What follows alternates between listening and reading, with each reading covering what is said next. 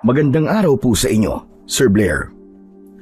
Lalong-lalo na po sa mga giliw po ninyong tagapakinig at taga-suporta sa inyong YouTube channel. Ang kwento pong aking ibabahagi ay nangyari taong 1984. Biktima po ako ng maling paratang ng mga tiwaling pulis na ang gusto lamang ay makapanakit ng mga taong mahihina. Hanggang ngayon, kapag naaalala ko po ang mga nangyari sa akin, ay hindi ko maiwasan ang hindi magalit sa mga pulis. Magsasaka po kami ni tatay sa taniman ng mga tubo. Mababa ang aming sahod at hindi sapat sa kita ng manggagawang kagaya namin. Hindi ko po akalain na ang ipinaglalaban ng aking ama na si Mang Densyo ang magiging sanhi ng kalbaryong sasapitin ko sa kamay ng gahamang mga pulis. Idiniin nila ko sa kasalanang hindi ko naman ginawa. Bago ko nga po pala simulan ang aking istorya, ay nais ko lamang pong ipaalam sa inyo na ang mga tauhan at lugar na aking ginamit ay sinadya ko pong binago upang mapangalagaan ang totoong lugar na pinangyarihan ng aking istorya. Kilalanin niyo na lamang po ako sa pangalang Riden. At ito ang aking kwento.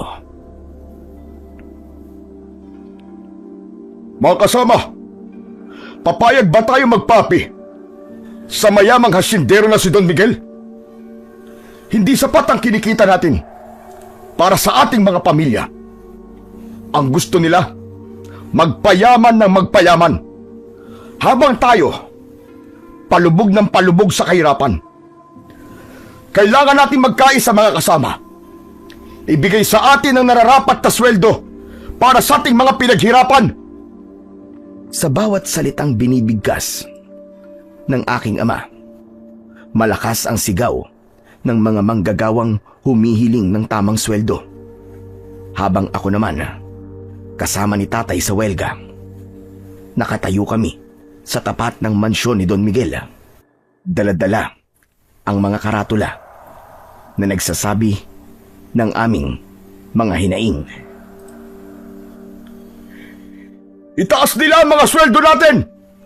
Sobra na ang pagpapahirap sa atin ng kapitalista si Don Miguel. Tayo nagbibilad sa init ng araw para sa kanilang tubuhan. Ngunit pagdating ng ating sweldo, kalahati lang ang napupunta sa atin. Kinakaltasan tayo ng kung ano-anong benepisyo. Pero kapag kailangan na natin ng perang pinagpaguran natin, marami pa ang kailangan pumirma para sa sarili natin mga pinaghirapan. Ibagsak ang kanilang patakaran. Ibigay ang nararapat para sa atin.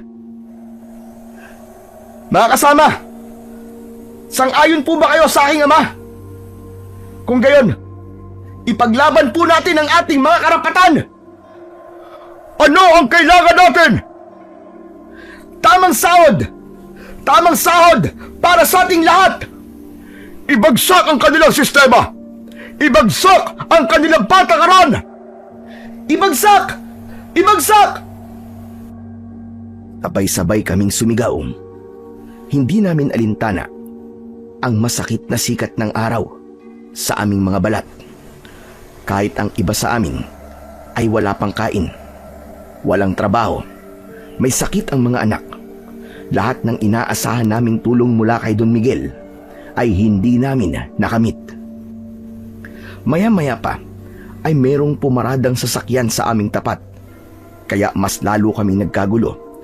Ngunit sa aking dibdib, bumundol ang takot, lalo na nang bumaba ang lahat ng mga sakay nun. Armado sila ng mga baril at pamalo na sa tingin ko, mga pulis ni Don Miguel na alipin din niya. Mga kasama, walang bibitaw sa inyo. Ipaglaban natin ang ating mga karapatan, kahit sila ay may mga baril. Ang ibang mga armadong lalaki, ikinasa nila ang kanilang mga hawak na baril. Itinutok nila ang mga baril sa amin. Ngunit hindi kami natinag.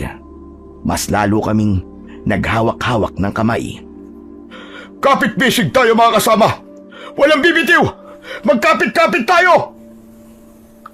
Maigpit ang kapit ko sa braso ng aking ama at ng aking mga kasama. Habang bakas sa aming muka ang labis na takot at pag-aalala. Ngunit ipinakita namin sa kanila na kami ay nagkakaisa. Maya-maya pa, lumapit sa aming harapan ang dalawang lalaki na nakasuot ng uniforme ng mga pulis. Ang isang matangkad na lalaki naman ay nagtanggal ng kulay itim niyang salamin sa mata. Saka kami dinuro isa-isa. Mabagsik ang kanyang anyo at sa itsura pa lang, mukhang hindi na talaga gagawa ng maganda. Huwag na kayo magmatigas! Ano bang ipinaglalaban nyo? Kailangan alisin ang welga dito. Inutos sa amin na may-ari na linisin ang mga basurang nakakalat sa harapan ng bahay niya. Sir, ako po ang presidente ng Union. Sayang naman kung aalisin namin ang welga. Hindi kami matitinag. Wala akong pakialam. Basta ang utos ay utos. Magsilayas kayong lahat dito bago namin buwagin ang grupo nyo. Sandali lang. Pwede bang malaman ko sino kayo? Tsaka meron ba nagsasabi sa inyo na legal na paraan para pahintuin ang welga namin? Anong sinasabi mong legal na pamamaraan? Basta magsilayas kayong lahat dito. Tapos ang usapan natin. Kung gayon, gawin nyo na lahat ng gusto nyo gawin. Hindi kami aalis dito. Mga kasama, magkapit-bisig tayo. Walang bibitaw. Narinig nyo sinabi ng aking anak. Magkapit-bisig tayo. Walang bibitaw. Hindi tayo magpapatalo sa mga tuta ni Don Miguel. Labanan ng mga aso ng gahamang asindero. Ipaglaban. Ibagsak ang mga sakim. Bay ng pagsigaw namin ang mas lalong paghigpit ng kapit namin sa isa't isa, habang ang aming paningin ay hindi inaalis sa dalawang lalaki na nakatayo sa harapan namin. Hepe, mukhang nagmamatapang ang mga taong to ha. Ano kaya kung gamitan na natin ng das? Nakakainit na ng ulo eh. Sandali lang. Masyadong mainit ang ulo mo eh. Hayaan mo kung dumiskarte. Kahit na anong mangyari, hindi kami aalis dito. Ipaglalaban namin ang aming mga karapatan. Mga kasama, lalaban tayo hanggang sa uling sandali ng ating hininga. Magsilayas kayo dito. Huwag na kayo magmatigas. Habang mabait pa ako, umalis na kayo dito. Ikaw ang umalis sa harapan namin. Sige mga kasama, magkapit-bisig tayo. Walang bibitaw. Dahil sa pagmamatigas naming lahat, tila naubos yata ang pasensya ng pinuno ng mga pulis. Ibinalya niya ang aking ama. Kaya nakabitaw ito sa pagkakakapit sa akin. Pagkatapos, ako naman ang sinuntok ng lalaki. Kaya hindi ako nakatiis. Gumanti ako sa kanya ng isang suntok. 2 suntok ang tumama sa kanyang muka. Kasunod ng pag-ikot ko sa ere, tumama naman ang aking sipa sa kanyang sikmura. Mas lalo kaming nagkagulo. Lumaban kami sa mga tauhan ng lalaki na nakilala ko sa pangalang Escobar. Siya ang hepe ng mga pulis sa baryo ng Santa Igmo. Kaya malakas ang loob niyang gamitin ang batas laban sa amin. Ang lakas ng loob mong saktan akong hayop ka. Hetong sa'yo! Tumama ang suntok ni Escobar sa aking muka. Ngunit nakaganti ako sa kanya ng 2 suntok sa panga at isang sipa na tumama sa kanyang dibdib. Bumagsak siya sa lupa at nakakain siya ng alikabok. Magkakasunod na pagdura sa lupa ang ginawa niya. Mabilis siyang bumangon at agad na itinutok sa aking muka ang hawak niyang baril na kalibre 45. Sige, subukan mong hayop ka. Ikaw pa lang ang nakapagbabagsak sa akin. Kaya dito pa lang, itutumba na kita. Hindi yan sinasabi. Ginagawa yan.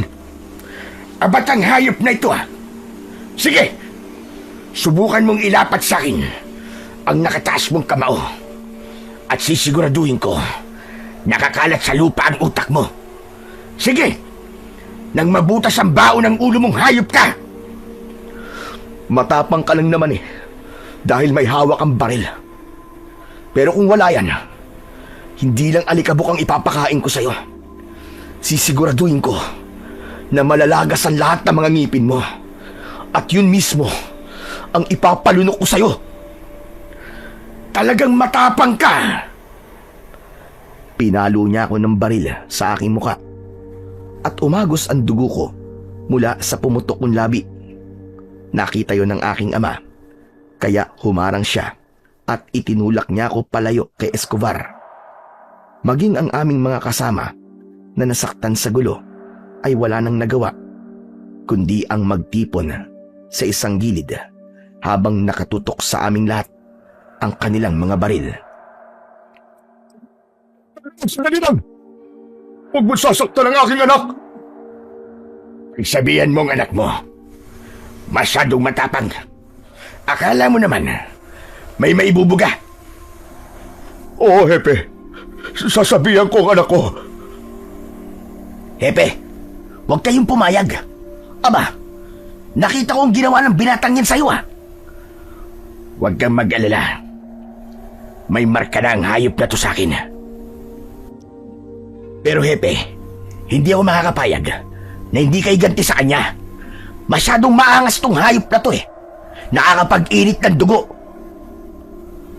Lumapit sa akin ang lalaki na nakilala ko sa pangalang George.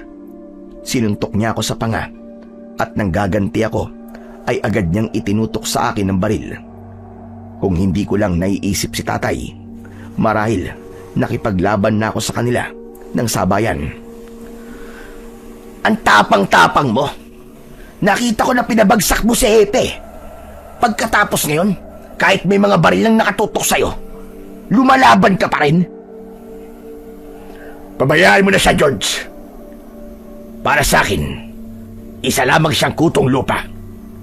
Maliit, mahina, at kayang-kaya kong tirisin. Kung minsan, ang maliliit na bagay, nakakapuwing. Kaya huwag kayong magpakampante sa kagaya kong maliit. Baka ako maging dahilan ng inyong pagkabulag. Ano ka mo? Talaga bang lalaban ka pa? Huwag! Hindi na siya lalaban sa inyo. Ako na po ang bahala sa aking anak. Nakikiusap ako. Sige. Pagbibigyan ko kayo ngayon. Pero umalis na kayo. Kung ayaw masaktan at mapatay sa tapat ng bahay ni Don Miguel, madali ko lang magagawa ng statement ang mga nangyari sa inyo. Ibibintang ko sa inyo ang lahat ng mga kasalanan na pwede kong ikaso sa inyo. Ano? Lalaban pa ba kayo? Hindi na po, Hepe. Hindi na kami lalaban. Anak, tara na. Umalis na tayo rito. Ayoko pa sanang umalis ng mga sandaling yon. Kaya lang, hinila na ako ni tatay at inilayo niya ako sa 2 pulis. Bago ako umalis, sinulyapan ko pa ang aking mga kasama. Naiintindihan ko naman ang ginagawa ni tatay na pag-atras dahil sa kapakanan ko at sa kapakanan ng aming samahan. Ayaw niya na may masaktan. Halika na, anak. Meron silang mga baril. Hindi natin sila kaya. Mapapahamak lamang tayo. May ibang paraan pa para sa ating mga pinaglalaban. Tay, hindi po tayo dapat nagpakita ng takot sa kanila. Kapag nagpadala tayo sa takot, mas lalo lamang nilang pagsasamantalaan ng ating kahinaan. Pero hindi ngayon ang tamang oras para maging matapang, anak. Kaya tara na. Umalis na tayo. Habang hindi pa kami nakakaalis sa lugar na yon, ay hindi rin ibinababa ni na Escobar at George ang kanilang mga baril. Nakatutok pa rin yon sa amin. Pagsapit ng gabi, ginamot kami ni Kapitan Ipe. Siya ang albularyo at punong barangay sa aming baryo. At maging ang matanda ay dismayado sa mga nangyari sa amin. Samantalang ipinagpatuloy naman ni tatay ang pagpupulong sa aming mga kasama. Mga kasama, pasensya na kayo kung nasaktan kayo sa unang welga natin. Hindi ko inaasahan na magpapadala ng mga pulis si Don Miguel para saktan tayo. Talagang sagad na sa buto ang kasamaan ng matandang yon. Tay, hindi lang yun ang kanilang gagawin kapag nahuli nila ulit tayo. Nag-aalala ko na baka hindi lang ganito sa piti natin. Baka mas malala pa. Kaya nga, ang pagpupulong natin na ito ay mahalaga. Kailangan natin mag-ingat at magkaisa. Tay, narinig ko po na bukod po sa sahod natin ay meron pa kayong isa pang suliranin na nais niyong pag-usapan sa pagpupulong na to. Ano ho ba yun, Tay? Ang pag-uusapan natin ay tungkol sa sunod-sunod na pagkawala ng mga bangkay sa sementeryo. At lahat ng mga yon ay kapwa nating mga magsasaka. Hanggang ngayon ay di natin alam kung saan napupunta ang kanilang mga katawan. Kaya nag-aalala ako sa kaligtasan nating lahat. Bakit naman po pati mga bangkay sa sementeryo? Pinoproblema niyo pa rin, Tay. Ang isipin niyo po muna ang problema natin sa mga tauhan ni Don Miguel bago po ang ibang suliranin. Magkakaugnay sila, anak. At mahalagang pag-usapan natin ang tungkol sa mga nangyari sa kanila upang malaman natin kung anong klaseng nilalang ang gagawa nito sa ating mga kasapi. Isa pa, naging misteryo ang pagkamatay nila. At malakas ang kutob naming lahat na may kinalaman dito ang mga tauhan ni Don Miguel. Tay, pero wala po kayong sapat na katibayan na may alam nga po ang mga tauhan ni Don Miguel sa pagkamatay ng mga magsasakang kasama natin. Sino pa ba ang gagawa nun sa kanila, anak? Hindi nila tayo mapaalis, kaya idinadaan nila sa pananakot. Ginagamit nila ang kanilang posisyon para gipitin tayo. Sa bibig mismo ni Escobar, narinig ko na may ginagawa sila sa mga taong kumakalaban sa kanila. Yung pa lang ay sapat na katibayan na may kinalaman sila sa pagkamatay ng mga magsasaka. Tama ang iyong ama, Ridel. May punto kanya sinabi. Dalawa lang ang layunin ng pakikibaka natin, anak. Una, ay ang tungkol sa kagustuhan nating itaas ang ating sahod. Pangalawa, ay ang pagkawala ng mga bangkay ng ating mga kasama. Ngunit hindi pa natin yun matatalakay sa ngayon dahil mas kailangan natin ng matinding pagpaplano. Palala na po ng palala ang suliranin natin, Tay. Kaya mas makakabuti kung lalabanan na po natin ang kanilang puwersa. Hindi maaari ang gusto mo, anak. Mapanganib yun para sa ating lahat. Kung kinakailangang idaan sa mabuting usapan, gagawin natin. Hindi sumang-ayon ang iba naming mga kasama. Balak nilang gumanti dahil hindi raw makatarungan ang ginawa ng mga pulis sa pagpapalayas sa amin at pananakit nila. Ngunit si tatay, mas pinili niyang maging mahinahon. Hindi natin kailangan ng karahasan, mga kasama. Kailangan natin pagtanuang mabuti ang susunod na akbang. Kanina, naging marahas na tayo at nag-alala ko sa inyong lahat nang muntik na tayong humarap sa kamatayan. Kaya magbabago tayo ng pamamaraan kung paano natin may papabatid sa kanila at sa ikinauukulan ang ating mga hinaing. Sumagot ang isa pang lalaki na may sugat sa kilay. Tinanong niya ang aking ama na kung mananatili silang talunan, hindi man lang ba raw sila gaganti para ipaglaban ang kanilang mga karapatan. Posisyon mismo ng mga pulis ang ginamit ng kapitalistang si Don Miguel. Batas sila. Anong laban natin sa kanila? Nakita nyo naman, kamao, laban sa mga baril. Kaya huwag kayong gagawa ng hakbang na alam naman ninyong makakasama sa ating lahat at sa ating samahan. Tay, hindi naman po natin sila masisisi sa kanilang mga nararamdaman eh. Tamang sahod lang naman po ang hangad natin. Ngunit ginamitan po tayo ng mga pulis na kamay na bakal.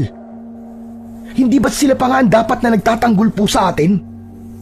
Anak, ang sinasabi ko lang naman ay kailangan nating mag-ingat. Umiwas tayo sa gulo kung kinakailangan para mapanatili ang ating kaligtasan. Lalo ka na. Nag-aalala ko sa iyo, anak. Hindi mo dapat sila nilabanan. Paano kung nabaril ka ni Escobar? May sakit pa naman ang kapatid mo, tapos mauospital ka pa. Mabuti sana kung mabubuhay ka. Pero paano kung tuluyang kanilang patayin? Naisip mo ba yun? Naisip mo bang mararamdaman ko? Tay, anak niyo ako. Kaya natural na magalit ako kapag sinaktan nila kayo. Ang inaalala ko lang naman, anak. Paano nga kung pag-initan kanila? Tama ang sinabi ni Dencio Oriden. Hindi sa lahat ng oras ay paiiralin mo ang katapangan mo. Bakit po ba kayo natatakot sa kanila?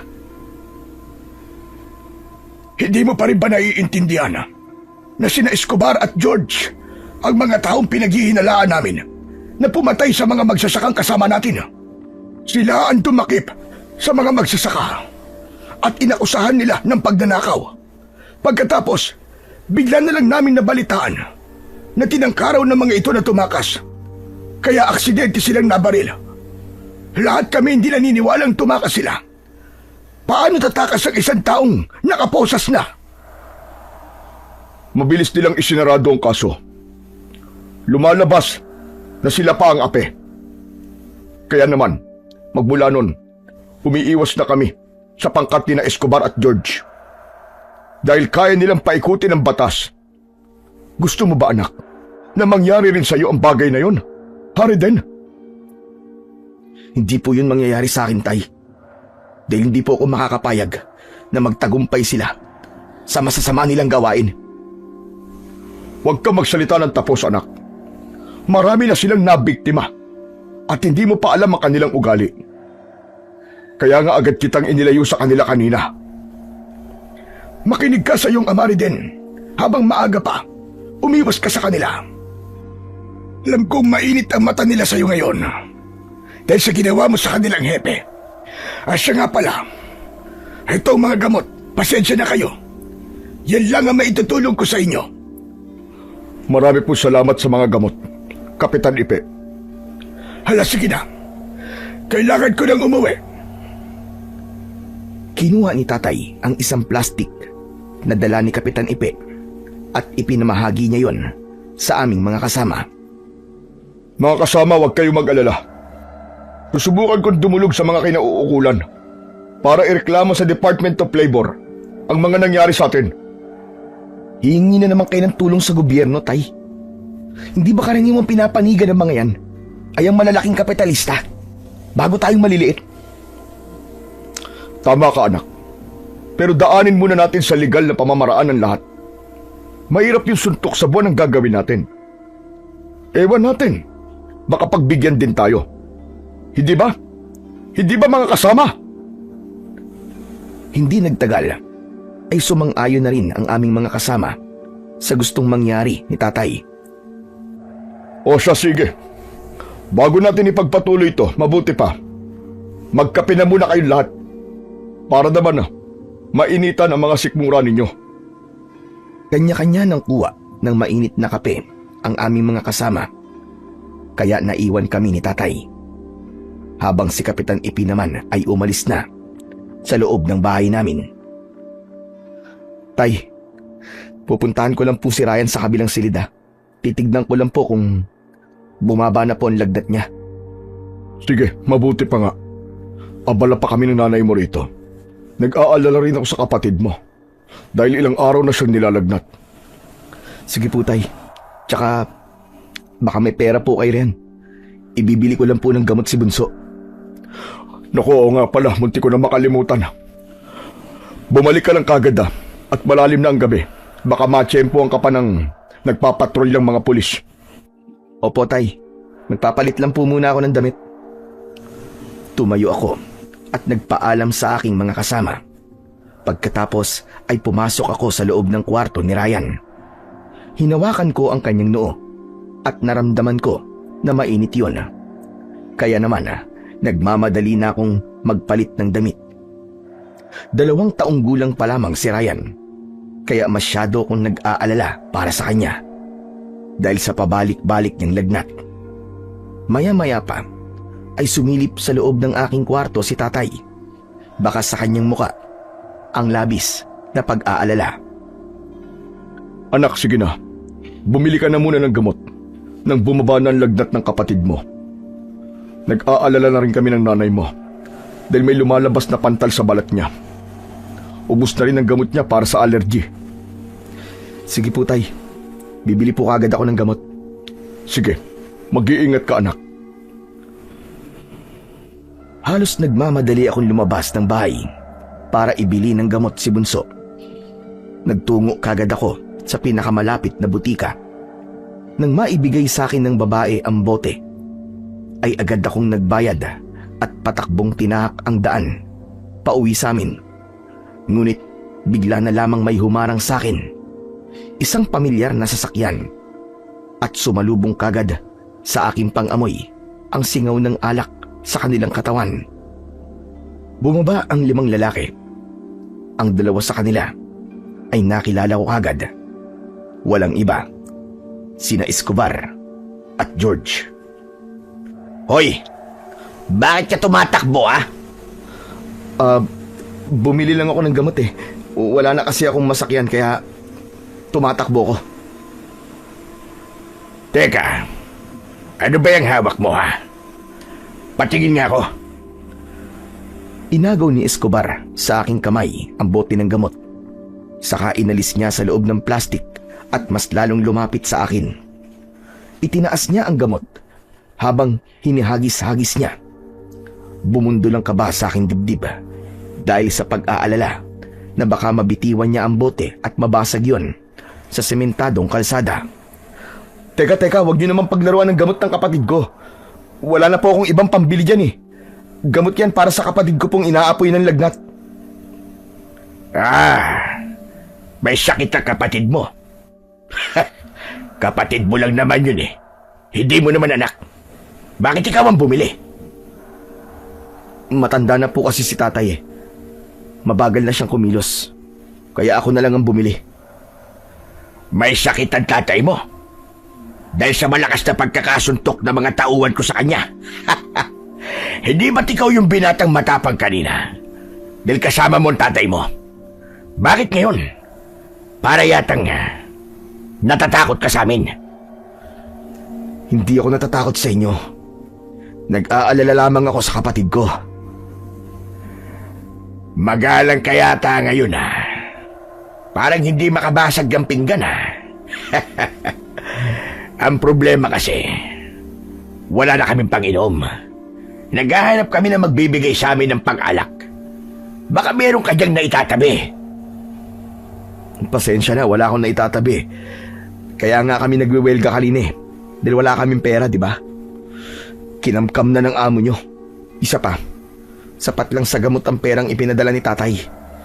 Kaya, sa iba na lang kayo mangurakot. Abat, ang talas talaga ng dila mo, bata. Baka gusto mong butasin ko yan ng bala ng baril ko. Gawin nyo na ang gusto nyong gawin sa akin. Pero wala kayong pera na makukuha sa akin. Kaya akin na ang gamot ng kapatid ko. Ibalik nyo sa akin yan. Kung ganun, hindi mo rin makukuha ang gamot ng kapatid mo. Akin na yan. Nakikiusap ako sa inyo. Para sa kapatid ko yan eh. Adik ka ba, ha? Baka kunwaring gamot lang to eh. Pero totoo, Merong shabu sa loob nito. Aba. Kailangan masuri yan, pare. Gamot lang yan. Walang ibang laman ang bote na yan. ID mo. Akin na. Dali, para maniwala kong hindi ka adik. Wala akong dalang ID. O pare, wala raw. Paano ba yan? Nagkatinginan ang mga ito habang nakangisi. Sabay barag ng bote sa sementadong kalsada. Dala ng galit ko, agad kong sinuntok sa muka si Escobar. At inilagan ko naman ang suntok ni George. Saka ako gumanti sa kanya ng 2 suntok sa muka. Lahat ng umatake sa akin ay nakatikim ng suntok at sipa. Gumanti ng sipa si Escobar, ngunit tinabig ko ng aking kamay ang kanyang paa. Nagpakawala ulit ako ng suntok na tumama naman sa leeg niya. Biglang bumukas ang pinto sa unahan ng sasakyan at tinamaan ako sa aking likod. Kasunod ng pagsipa naman ni Diaz sa aking bewang. Kaya napalapit ako sa kinaroroonan ni Escobar. Sinalubong niya ako ng suntok na tumama naman sa aking panga. Hindi pa man ako nakakabawi ng lakas. Tumama ang sipa ni George sa aking dibdib. Habang si Diaz naman na isa pa nilang kasama ay nanatiling nakatayo sa aking likuran at hawak niya ako sa tigkabilaan kong mga braso. Ang iba nilang mga kasama ay sumuntok na rin sa aking tiyan. Halos mamilipit talaga ako noon sa labis na sakit. Matapang ka. Baka nga kala mo makakatakas ka pa sa amin. Bakit? Anong gagawin niyo? Bumunot ng baril si Escobar at akma niya sanang babarilin ako, pero maaga pa kong kumilos. Tinungtungan ko ang paa ni Diaz at siniko ko siya sa muka. Pagkatapos ay tinabig ko ang kamay ni Escobar. Kaya saktong pagkalabit niya ng gatilyo ng baril, tumama ang bala sa tagiliran ni Diaz. Nakipag-agawan ako ng baril kay Escobar at binigyan ko siya ng 2 suntok sa tagiliran. Kaya't nabitiwan niya ang kanyang baril. Bumagsak si Escobar sa lupa. Mabilis na lumapit sa akin si George para suntukin ako, pero naunahan ko siya ng sipa sa muka. Si Diaz naman ay nakita kong bumulagta sa semento, kaya nagkaroon ako ng pagkakataon para tumakbo. Ngunit hinabol nila ako ng putok ng baril. Patayin niyo ang hayop na yun! Bilisan niyo! Huwag niyong hayaan makatakas! Narinig ko na sinabi yun ni Escobar. Halos hindi lumapat ang aking mga paa sa lupa nang tahakin ko ang daan pauwi sa bahay namin. Subalit dahil sa mga tauhan ni Escobar na hindi sumuko para hulihin ako, minabuti kong tumakbo sa kakawian. Halos magpaekis-ekis ako sa daan para lamang maiwasan ang mga bala na tumatama sa mga puno na nadadaanan ko. Kulang na lang ay mabingi ako sa lakas ng tibok ng puso ko dahil sa labis na takot. Mabuti na lamang at maliwanag noon ang sikat ng buwan, kaya madali kong nakikita ang dinadaanan ko. Habulin niyo! Huwag niyong hangayaan makatakas ang hayop na yan! Tantarin niyo ng bala! Ang mabuti pa, Hepe, maghiwa-hiwalay tayo sa paghahanap sa kanya. Tara! Teka. Naisugod na ba sa ospital sila Diaz? Di ba may tama siya ng baril? Oo, Hepe. Itinakbo na. Mula sa aking pinagtataguan ay kitang-kita ko ang 2 na panayanlinga sa paligid habang hawak nila ang kanilang baril. Nang umalis sa mga ito sa tapat ko at masiguradong wala na sila, lumabas ako sa aking pinagtataguan. Mabilis kong tinahak ang daan palabas ng kakawian at tinahak ang pilapil ng taniman ng tubo. Ngunit hindi ko inaasahan na makikita ko ng mga tauhan ni Escobar. Agad nila akong hinabol ng putok ng baril. Ngunit sa paglingon ko, nanlaki ang aking mga mata nang makita ang isang nilalang na humarang sa mga lalaki. Nanginginig ang kanilang mga kamay habang nakatutok ang kanilang mga baril sa nilalang na yon. Payat ang mga binti nito, may buntot, mataas ang tenga nito, at mahaba ang mga braso na merong matutulis na mga kuko. Nilundag nito ang mga lalaki at kitang-kita ko ang lumipad na mga nawakwak nilang laman sa ere. Oh, kailangan ko makaalis sa lugar na to. Anong klaseng nilalang yun? Halos magsabid ang mga paa ko sa pagtakbo dahil sa panginginig ng aking mga tuhod. Umalingaw-ngaw ang malakas na sigaw ng mga biktima. Subalit mas pinili kong tumakbo papalayo. Maging ang mga barbed wire na nakaharang sa tubuan ay nilundag ko ng walang takot. Hanggang sa sumapit ako sa gilid ng kalsada. Mabilis akong tumakbo at hindi ko namalayan na nakarating na pala ako sa tapat ng bahay namin. Sinipa ko ang pintuan dahil sa pagmamadali. Kaya naman, nagulat sina tatay at nanay sa aking pagdating. Nakita nila ako na duguan ang aking muka. Maraming galos sa braso mula sa matatalas na dahon ng tubo. Diyos ko! Anak, ano nangyari sa'yo? Tsaka, bakit ganyan ang itsura mo? Pinagtulungan at pinagtripan po ako ng grupo ni Escobar. Tinamaan po ng bala ang kasama nila. Balak po yata nilang ibintang sa akin na nangyari kay Diaz. Pero tay, hindi po ako may gawa nun. Diyos ko, ano bang gulo ang pinasok mo, anak? Tay, binasag po nila ang bote ng gamot ni Ryan. Hindi ko po napigilan po ang sarili ko eh. Kaya nagalit po ako at nilabanan ko po sila. Ano pong gagawin ko? Nagulat kaming dalawa ni tatay nang biglang pumasok si Kapitan Ipe. Pawisan ang noo nito at halatang tumakbo ng mabilis. Diyos ko po! Ikaw nga nakita kong hinahabol ng putok na mga baril kanina. Nakita ko rin sina Escobar at George. Hinahanap ka nila. Galit na galit sa'yo, Reden. Ano ba nangyari? Kapitan, wala po akong kasalanan. Ipinagtanggol ko lang po ang sarili ko. Alam ko yon. Kaya huminahon ka muna. Sa tingin ko, hindi sila titigil hanggat hindi ka nila naahanap. Hindi ko na alam ang gagawin ko, Kapitan Ipe. Ngayon nga po, ay kailangan na naming dalhin sa ospital si Ryan dahil tumitirik na po ang kanyang mga mata. Mataas po ang kanyang lagnat eh. Ganun ba?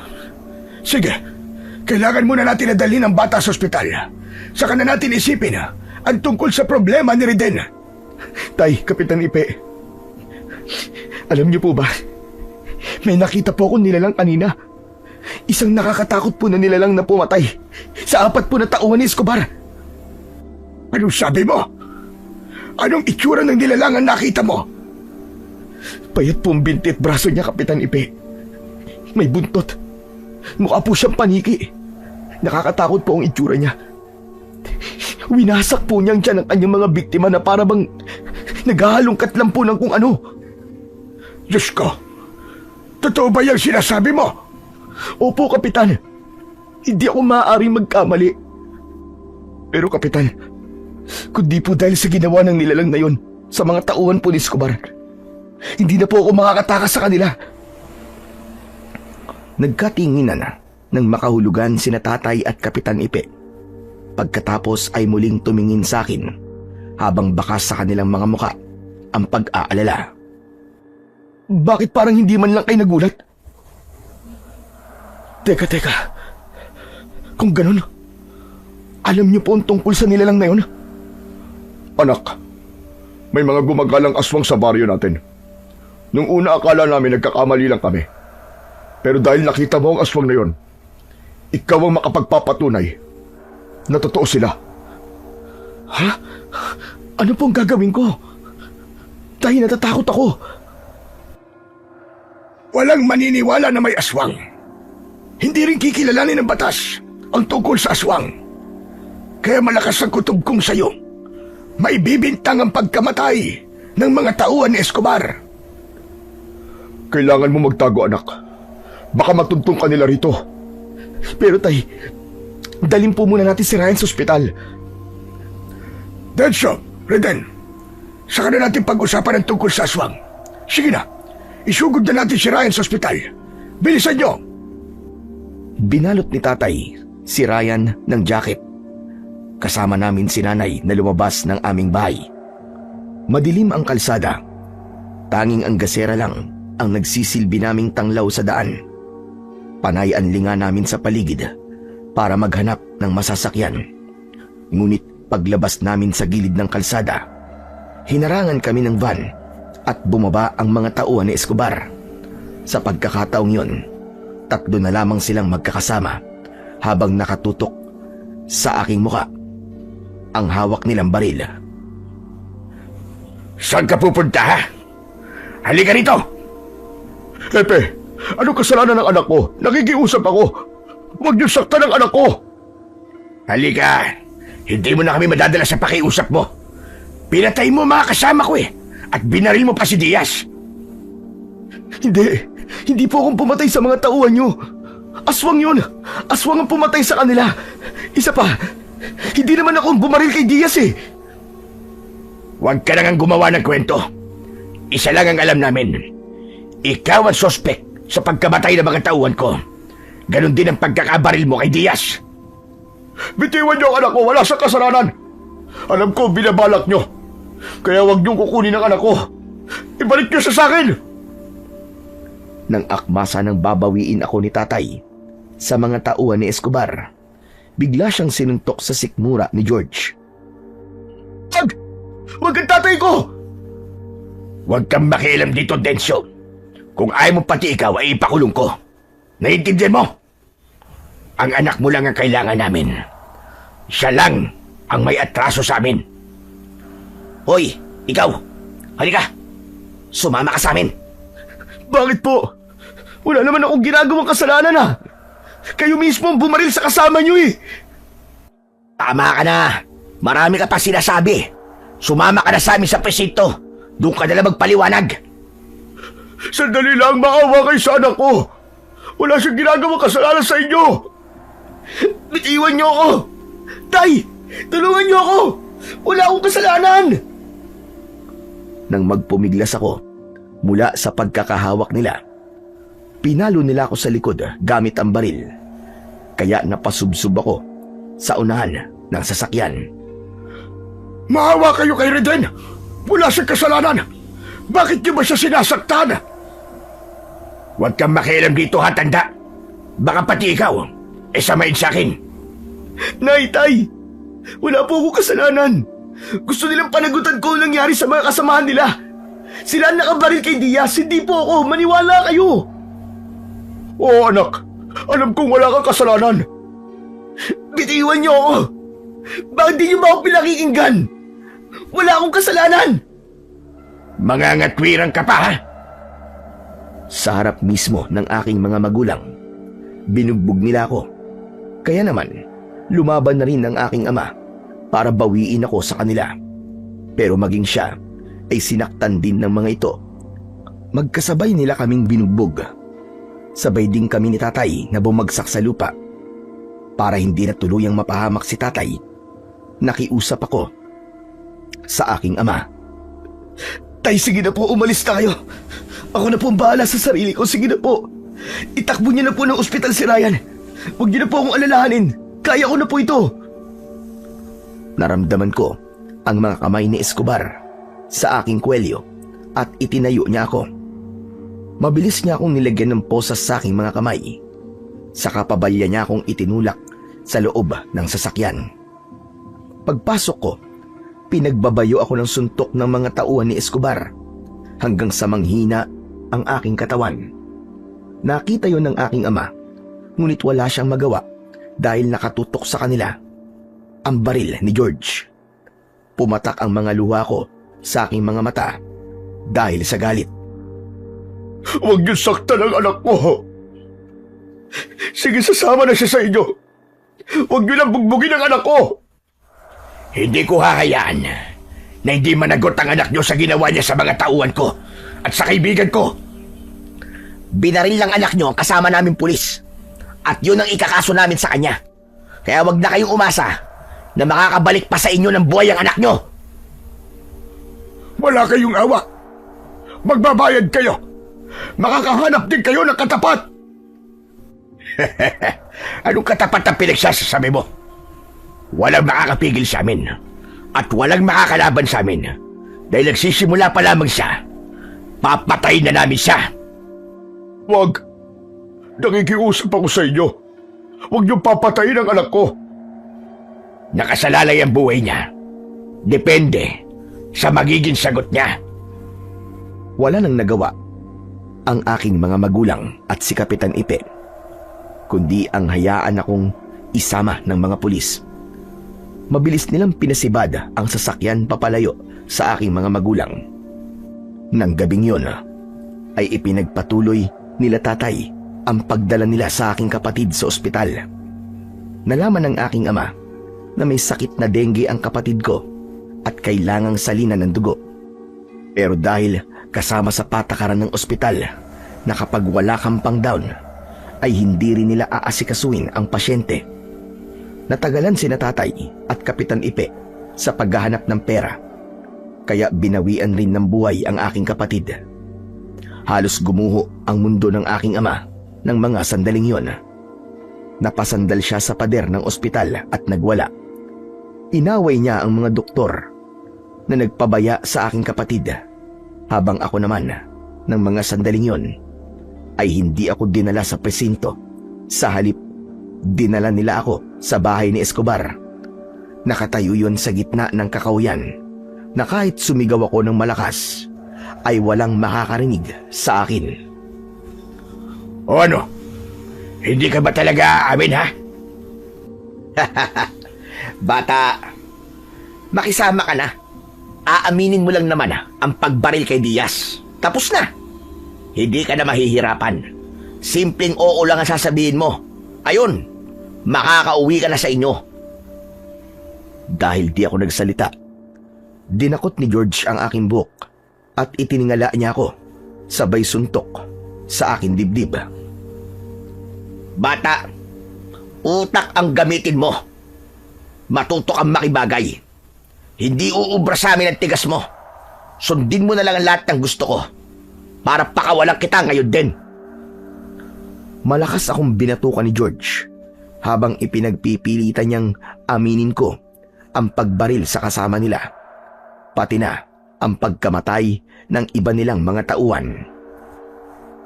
Mga gago pala kayo eh. Hindi ako nakabaril sa kasama nyo. Kaya wala akong aaminin. Kung gusto mo, ibintang mo sa mga kasama mo. Hindi ba't yung happy mo nakabaril kay Diaz? Dahil sa sinabi ko, mabilis akong pinalo ni George nang hawakan ng baril sa aking balikat, sabay tutok sa aking leeg. Matigas ka talaga! Ano kaya kung tuluyan na kita ngayon? Pare, tama na yan. Akin na nga ang baril. Kanina ka pang mainit eh. Magpalamig ka na muna. Ako na ang bahala rito kay Reden. Sige na.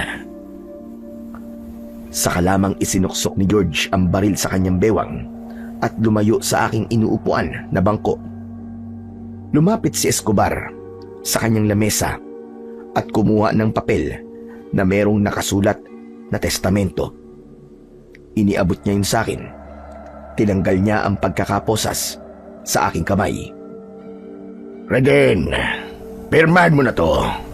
Para pare-pareho tayong masaya. Para makauwi ka na.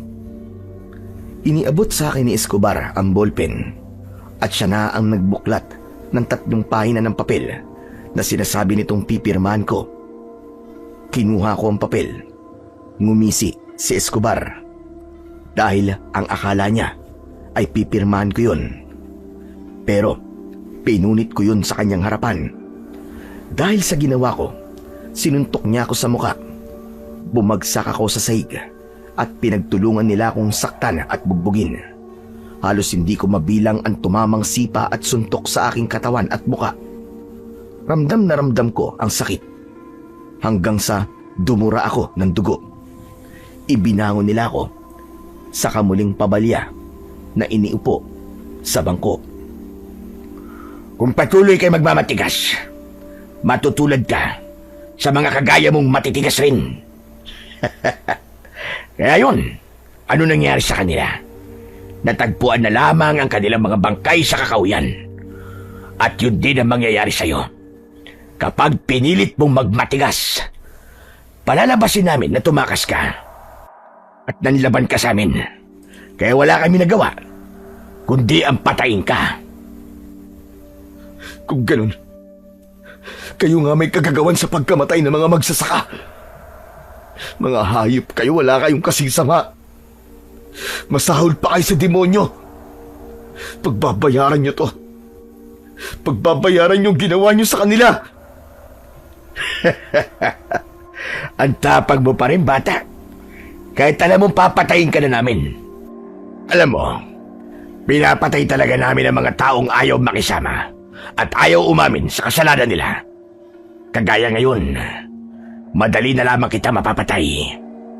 Sasabihin ko, inagawan mo ko ng baril at tinamaan ako ng bala sa braso.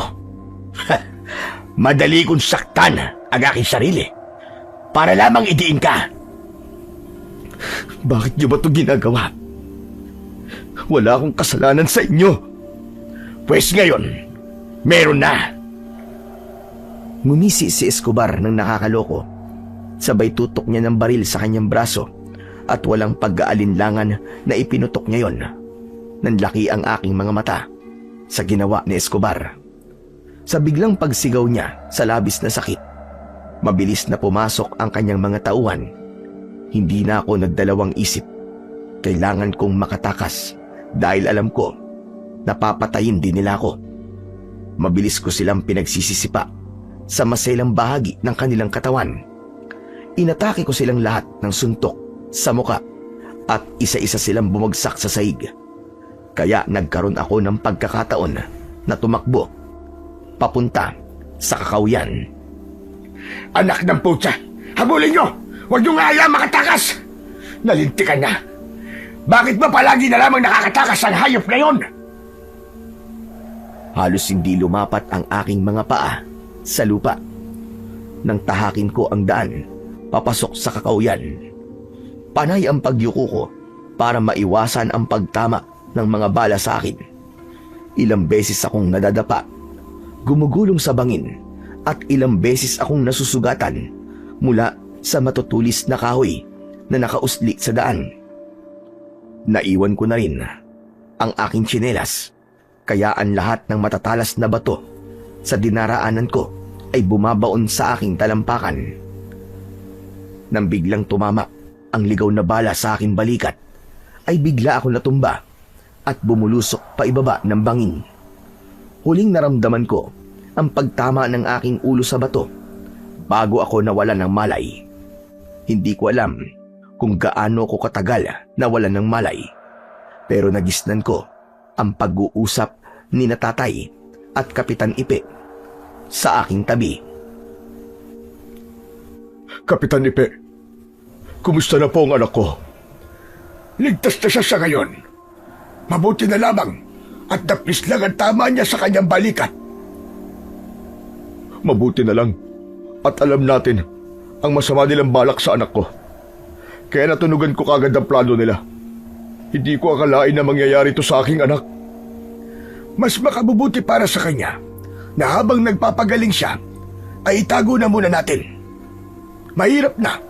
Baka masumpungan siya nila Escobar at George. Hayaan nating isipin nila na patay na si Reden. Diyos ko, bakit ba nangyayari sa amin to, Kapitan Ipe? Paano ko ipagtatapat kay Reden na pumanaw ng kanyang kapatid? Nang marinig ko ang nangyari sa aking kapatid, ay mabilis kong iminulat ang aking mga mata at tumambad sa aking paningin ang muka ni Tatay at Kapitan Ipe. Tay, nasan ako? Bakit kayo nandito? Paano niyo po ako nakita? Si Kapitan Ipe nakahanap sa iyo, anak. Alam na namin na mangyayari to, kaya agad kaming sumunod sa iyo. At hindi nga kami nagkamali. Natagpuan ka ni Kapitan na ilang oras nang nakaandusay sa bangin. Marahil inisip nila na patay ka na, kaya hinayaan ka na lang nila. Mabuti. At hindi nila sinigurado ang kamatayan mo rin din. Nangangahulugan na pangalawang buhay mo na yan. Tay, si Ryan ho. Totoo po ba narinig ko na patay na siya? Patay na po ba ang kapatid ko, Tay? Anak, lakasan mo ang loob mo. Magpakatatag ka. Alam kong mahirap tanggapin pero wala na talaga ang kapatid mo si Ryan. Wala na. Wala na ang kapatid mo. Kasalanan ni na Escobar at George kung bakit namatay si Ryan. Magbabayad sila. Magbabayad ang mga hayop na yun. Isinusumpa ko. Isinusumpa ko. Tumigil ka rin din. Hindi mo sila kaya. Patong-patong ang kaso na isinampa nila laban sa'yo. At kapag nalaman nila na buhay ka pa, hindi ka nila titigilan. Halang na ang bituka ng mga taong yun. At wala na silang pakialam sa buhay ng taong paglalaruan nila.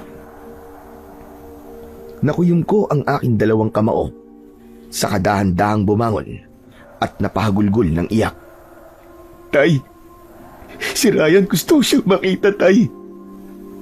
Gusto kong makita ang kapatid ko. Huwag na matigas ang ulo mo, anak. Makinig ka kay Kapitan. Nakikiusap ako sa'yo. Ayokong pati ikaw ay mapahamak at mawala sa akin. Hayaan mong kami na lang dalawa ni Kapitan ang umayos dito. Huwag ka nang makialam. Hindi po ako makakapayag na hindi ko makikita ang kapatid ko. Kahit sa huling hantungan lang niya. Payagan niyo na ako, Tay.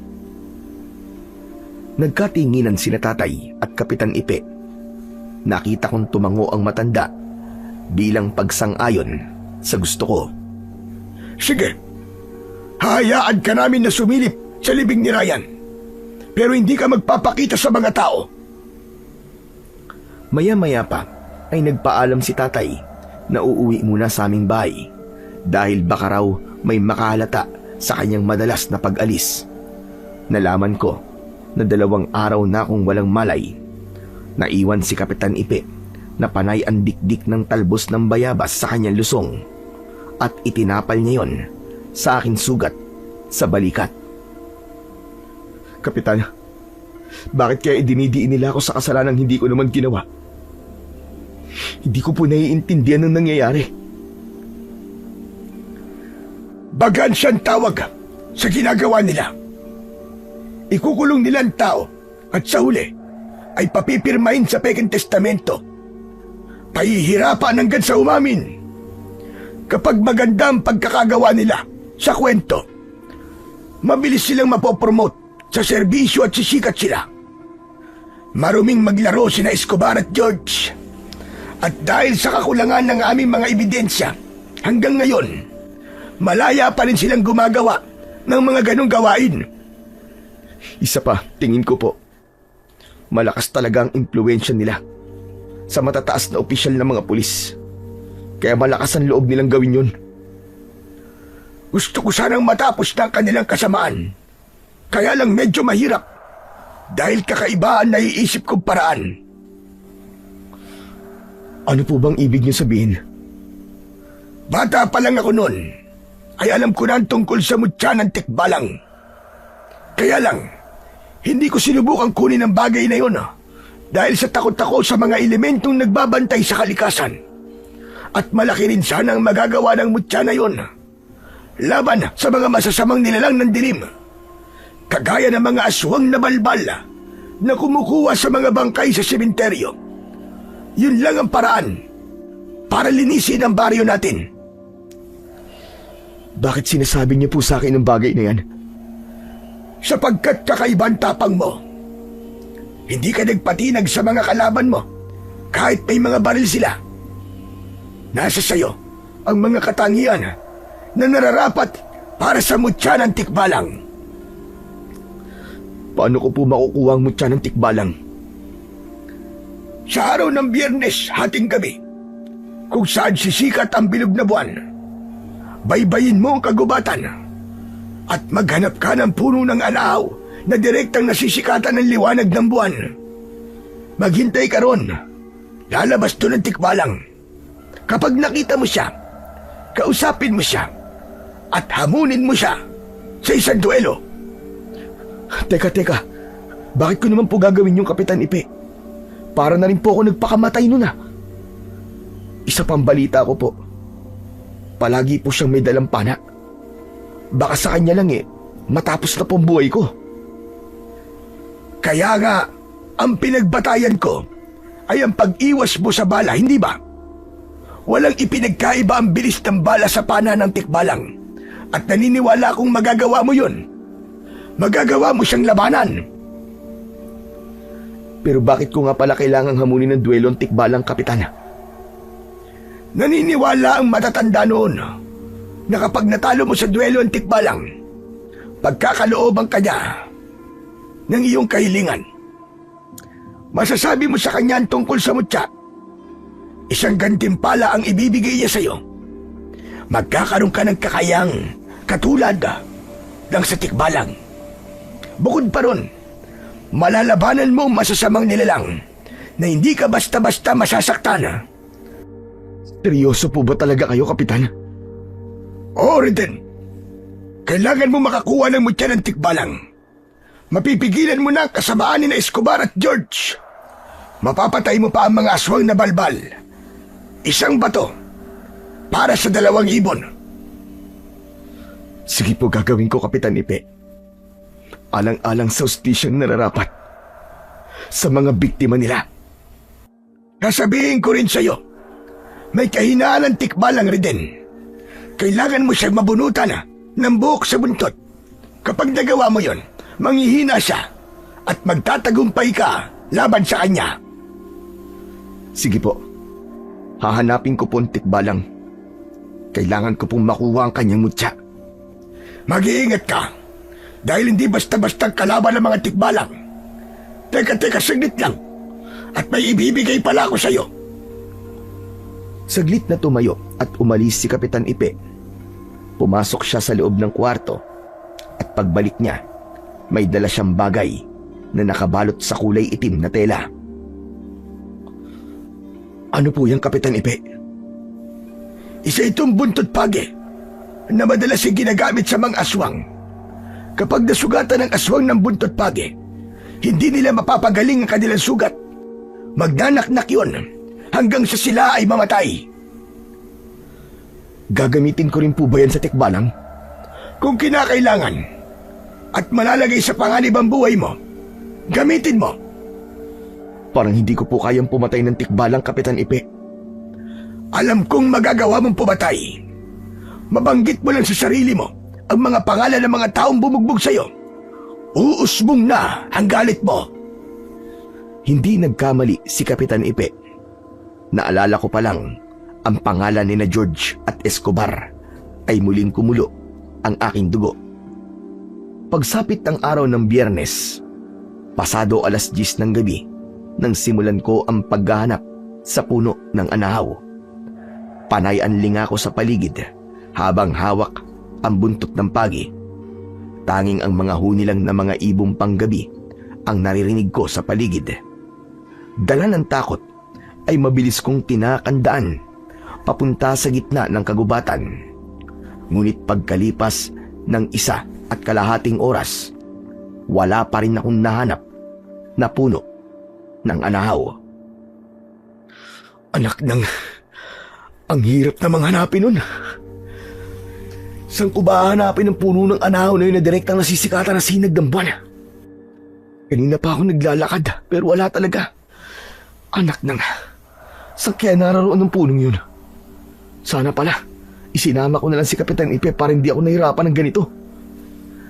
Ilang beses pa akong nagpalinga-linga sa paligid habang inaaninag ang liwanag na pumapasok sa gubat. Ngunit nanlaki ang aking mga mata nang makita ang isang anino sa unahan ng aking daan. Nagsipagtayuan ang mga balahibo ko sa katawan at napatras ako ng bahagya. Sino ka? Magpakilala ka! Ikaw na ba yan, tikbalang? Ngunit hindi gumalaw o nagsalita man lang ang anino. Sa halip, Napansin ko ang mapupula niyang mga mata na biglang kumislap sa dilim. Anak ng putya! Aswang! Aswang tong nasa harapan ko! Teka, akala ko ba ang balbalay bangkay lang kinakain? Bakit andito siya? Mas bumilis ang pagakbang ko papalayo sa nilalang. Ngunit bigla itong tumakbo papalapit sa akin. Mabilis siyang lumundag at bumagsak ito sa aking harapan. Ilang di pa lang ang layo ng nilalang sa akin at tinamaan ito ng sikat ng buwan. Siya ang aswang na nakita kong kumain sa mga tauhan ni Escobar at George. Wag ka lalapit! Hindi ako masamang tao, nakikiusap ako sa'yo! Itinaas ko ang hawak kong buntot pagi at iwinasiwas sa kanyang harapan upang hindi siya makalapit sa akin. Ngumisi siya at umangil. Bigla niya akong inatake ng suntok sa tiyan. Bumagsak ako sa lupa. Hindi pa ako halos nakakatayo. Tumama naman sa aking tagiliran ang sipa ng aswang. Kaya nahulog ako sa gilid ng bangin at bumagsak sa lupa. Mula sa itaas, nakita ko na nakatayo ang aswang. Sinilip niya ako. Akala ko bababa siya para saktan ulit ako. Ngunit umalis na siya. Diyos ko, salamat po. Hindi ako tinuluyan ng aswang na yun. Bakit kaya madalas siyang nagpapakita sa akin? Ano kaya ang ibig niya sabihin? Teka, aray, at sakit ang tagiliran ko. Paano ako makakakit sa itaas nito? Inilinga kong aking paningin sa paligid para sana maghanap ng ibang daan. Napaawang ang aking bibig nang makita ang puno ng anahaw na direktang tinatamaan ng sikat ng buwan. Napatago ako sa likod ng puno at kinusot-kusot ko ang aking mga mata. Pambihira! Nandito lang pala ang puno ng anahaw. Kung di pa ako nahulog sa bangin, hindi ko pa mahahanap ang puno. Teka. Oo nga no. Para bang sinadya kong ihulog dito para makita kong kinaroroonan ng anahaw. Saglit akong naghintay. Umaasa ako na makikita ko ang tikbalang sa ilalim ng puno ng anahaw. Pagkalipas ng kalahating oras, lumitaw ang usok sa ugat ng puno. Nanlaki ang aking mga mata nang makita ang nilalang na may kalahating tao at kabayo. Biglang nanigas ang aking binti at hindi ko magawang magpakita ng katapangan ng mga sandaling yun. Bigla kong naduwag. Diyos ko, paano ako lalaban sa ganyang klase ng nilalang? Bukod sa may armas na mataas pa sa akin. May laban ba talaga ang buntot ng pagi na to sa kanya? Sunod-sunod ang paglunok ko ng laway dahil sa pag-aalala. Pero nang maalala ko ang dahilan kung bakit kailangan kong makuha ang mutya ng tikbalang, mabilis akong lumabas sa aking pinagtataguan. Nagulat ang nilalang at sinubukan niyang umalis. Kaya naman, agad akong nagsalita para pigilan siya. Sandali! Ikaw pa natatakot sa akin? May kailangan ako sa'yo, tikbalang. Kailangan ko ang mutya mo. Malakas na humuni ang tikbalang at bumakas sa kanyang muka ang galit.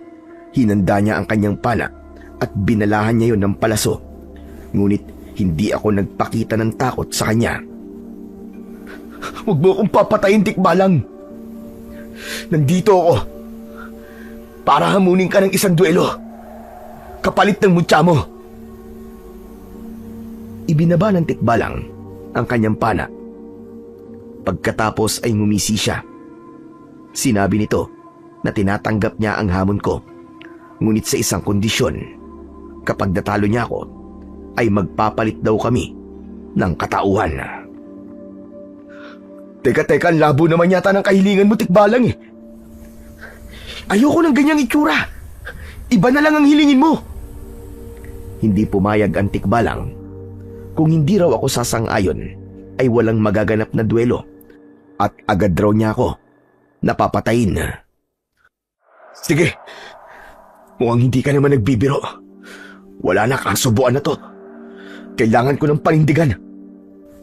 Ang magiging labanan namin ay batay sa dami ng sugat sa aming katawan. Dapat ay aabot lamang sa 3. Kung sino ang umabot sa 3 ay siya ang talo. Walang patakaran sa laban namin. Hindi iintindihin kung mababaw o malalim man ang sugat. Basta ang usapan ay tutupad sa napagkasunduan. Magpasalamat daw ako dahil pumayag siya na tanggapin ang aking hamon. Dahil kung siya raw ang tatanungin, ay gusto niya nang patayin ako dahil kalabisan daw ang aking kahilingan. Kaya naman, kahit natatakot ako ng mga sandaling yon, ay pinilit kong magpakatatag. Nagsimula ang aming laban nang magpakawala ng palaso ang Tikbalang. Mabilis akong nakaiwas at gumanti sa kanya ng hampas ng buntot ng pagi. Nakailag din ang Tikbalang. Walang lokohan sa pustahan, ha? Ang talo ay tatanggapin ng maluwag sa kanyang dibdib ang pagkatalo. Walang mandadaya, ha? Ngumisi ang Tikbalang at sinabi niyang hindi ako mananalo sa kanya. Sa pangalawang pagkakataon, ako naman ang umatake sa kanya. Nakaiwas siya at gumanti siya sa akin ng pana. Nadaplisan ako sa aking pisngi. Kaya naman, umalingaw-ngaw ang malakas niyang halakak. Huwag kang muna magsaya. Dahil sisiguraduhin ko sa'yo. 2 kagad ang tama mo sa katawan. Muling nagpakawala ng palaso ang Tikbalang at naisip kong tumambling papalapit sa kanya para alisan siya ng sandata. Naagaw ko ang kanyang pana at napahalo ko siya ng buntot ng pagi sa kanyang braso ng 2 magkasunod. Nagalit ang Tikbalang at sinipa niya ako. Tinamaan niya ako sa aking dibdib nang bumagsak ako sa lupa. Agad kong tinignan kung may sugat ako sa aking dibdib. Nakahinga ako ng maluwag nang makitang wala akong sugat. Umayo ako at ngumisi sa kanya nang nakakaloko. Paano ba yan? Isang sugat na lang at matatalo na kita. Malas mo dahil tinanggap mo ang hamon ko. Itinaas ng Tikbalang ang 2 niyang paa sa unahan bilang tanda ng pagkadismaya sa pagkakaroon niya ng 2 sugat. Umatake siya sa akin ng sipa at nagawa kong maiwasan yon. Nakita ko ang buntot niya at walang pagdadalawang isip na binunot ko ang buhok niya. Napaluhod sa lupa ang Tikbalang at humalinghing ng malakas na parabang nasasaktan. Bigla kong nag-alala. Wala sa aking plano na saktan talaga ang Tikbalang. Kaya naman, nilapitan ko siya. Teka sandali. Ayos ka lang ba, Tikbalang? Anong nangyayari sa'yo? Biglang bumagsak ang Tikbalang at sumuka ng malapot na kulay itim na likido. Naku, hindi ko sinasadya. Ang totoo, wala akong alam na ganyan na magiging epekto sa'yo kapag binunot ko ang buhok sa buntot mo. Patawarin mo ako, Tikbalang. Hindi ko talaga sinasadya. Hindi ko alam. Ibinaba ko ang buntot pagi at nilapitan ko siya.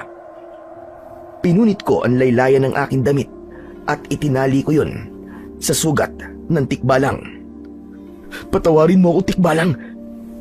Maniwala ka. Hindi ko talaga alam na manghihina ka ng ganyan sa ginawa ko. Sige na. Ako na ang talo. Hindi ako naging patas. Pero nakikiusap ako sa'yo. Huwag mo na lang kunin ang buhay ko. Ibalato mo na lang sa akin ang pinagpustahan natin. Kailangan ko lang naman talaga ng mutya mo dahil sa mga aswang na gumagala sa baryo namin. Para na rin makapaghiganti ako sa ginawa sa akin ni na Escobar at George. Marami na silang napapatay. Kailangan silang pigilan. Nagulat ako sa biglang pagtayo ng Tikbalang na parabang wala naman itong sakit at hindi totoong nangihina. Maya-maya pa ay sinabi nitong sinubukan lang niya ako kung anong klase raw akong tao, kung karapat dapat daw ba ako para sa mutya. At napatunayan niya na mabuti raw ang kalooban ko. Bigla siyang humalinghing ng malakas at sa pagbuka ng kanyang bibig, iniluwa niya ang isang lumiliwanag na bato. Sinabi nito na gagamitin ko lamang yon sa kabutihan at wag sa kasamaan. Oo, kaibigan Tikbalang. Makakaasa ka. Gagamitin ko lamang ito sa kabutihan. Maraming salamat sa tiwala mo. Tumango ang Tikbalang at sinabi niyang siya na ang maghahatid sa akin sa labas ng kagubatan. Pinasampa niya ako sa kanyang likod at lunukin ko na raw ang kanyang mutya. Dahil lilitaw raw ang mga aswang sa oras na tahakin namin ang daan palabas ng kakawyan. Pagkalunok ko sa bato, mabilis siyang tumakbo. Hawak ko ang buntot pagi at bigla yung nagliwanag. Teka, anong ibig sabihin ng liwanag na to, Tikbalang? Sinabi ng Tikbalang na sa bisa raw ng mutya na aking nalunok. Lahat daw ng aking hahawakan na sandata ay magkakaroon din ng bisa na pumatay ng mga aswang. Kaya nawala ang pag-aalala ko. Maya-maya pa, bigla kong nakakita ng mga nilalang na mabilis na humahabol sa amin. Kaya naman, mas lalong binilisan ng Tikbalang ang kanyang pagtakbo. Ipinagamit niya sa akin ang kanyang pana. Agad akong nagpakawala ng palaso. Sunod-sunod ang ginawa kong pagpapabagsak sa mga aswang. Gulat na gulat ako nang tamaan ko sila sa pagitan ng kanilang mga mata. Mula sa aking kinaroroonan, kitang-kita ko ang pagsabog ng kanilang katawan hanggang sa maging abo. Ilang sandali pa, napansin ko ang isang natitirang aswang na nagpalipat-lipat sa sanga ng puno. Tikbalang, parang hindi mga aswang na balbal ang umaatake sa atin, tama ba? Sinabi sa akin ng Tikbalang na tama ako. Aswang tiktik daw ang mga nilalang na umaatake sa amin. Humahaba raw ang kanilang bibig, kaya kailangan ko raw maging alisto sa bawat galaw ng aswang.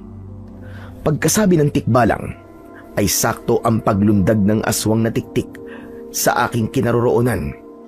Tinamaan niya ako ng kalmot sa aking braso, ngunit napalo ko naman siya ng buntot ng pagi sa kanyang leeg. Nagkikikisay ang aswang nang bumagsak ito sa lupa. Pagkatapos, bumula ang bibig. Pagkalipas ng ilang minuto, ay wala na akong nakitang nilalang na humahabol sa amin. Maya-maya pa, ay tumigil sa pagtakbo ang Tikbalang. Nakarating kami sa labas ng kakawyan. Ibinalik ko sa kanya ang pana at sobra akong nagpasalamat sa kanya. Hinawakan ako ng Tikbalang sa aking braso na may sugat. Saka siya nagpaalam sa akin. Nang tignan ko ang sugat ko, himala na bigla na lamang tumigil ang pagdurugo noon. Maraming salamat sa iyo, kaibigan Tikbalang. Ngayon lang ako nakakita ng Tikbalang na hindi naman pala sila masamang nilalang.